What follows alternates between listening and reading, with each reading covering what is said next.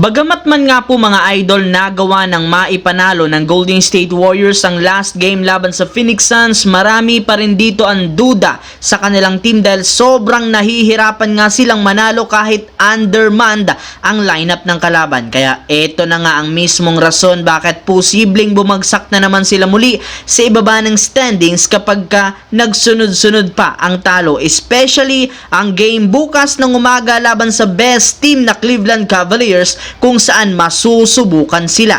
Kung inyo nga pong matatandaan, tinatambakan nga sila ng Cavaliers sa kanilang unang pagharap kahit man maganda ang ipinakita nila noong performance. Ano pa kaya ang mangyayari sa Golden State dahil sobra silang nahihirapang manalo laban sa mga mahihinang team? Mabuti na lang at sa Chase Center nga gaganapin ang laro kaya kailangan lamang nilang ayusin ang play upang makasabay at hindi sila dito maagang matambakan kagaya ng unang pagharap. Sadyang inamin nga ng isang analyst, maliit na lamang chance ang manalo puwera kung mag-step up ang ibang mga players kaya literal masusubukan talaga ng husto ang buong lineup ng Golden State Warriors. Ilang oras lamang mula nang ma-trade si D'Angelo Russell sa Brooklyn Nets, may lumabas nga pong balita na posible nga pong i-buy out ito ng kanilang team ang kanyang kontrata. Ayaw na rin naman nga ng Nets na panatilihin pa ang kanilang dating point guard bagkus mas interesado sila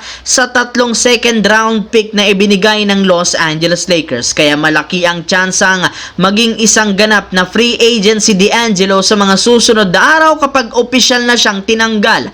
At gaya ng napag-usapan natin, once na maging available ito, plano nga siyang kunin ng San Antonio Spurs sa buyout market which is papabor kay D'Angelo dahil matagal na rin naman itong interesado sa kanya. Gusto rin naman ito na maging ka-teammate at matulungan si Victor Wembanyama since gusto nga po niyang makita ang full potential nito ng batang sentro. Well, maliban sa 3-point shooting ni D'Angelo, isa rin naman nga itong magaling na playmaker na mapapakinabangan ng Spurs bilang kapalitan ni Chris Paul. Sa kabilang banda, matapos nga pong makuha ng Lakers sina Shake Milton at Dorian Finney-Smith, marami ang espekulasyon ang lumalabas dito dahil posible nga pong baguhin ang starting 5 nila.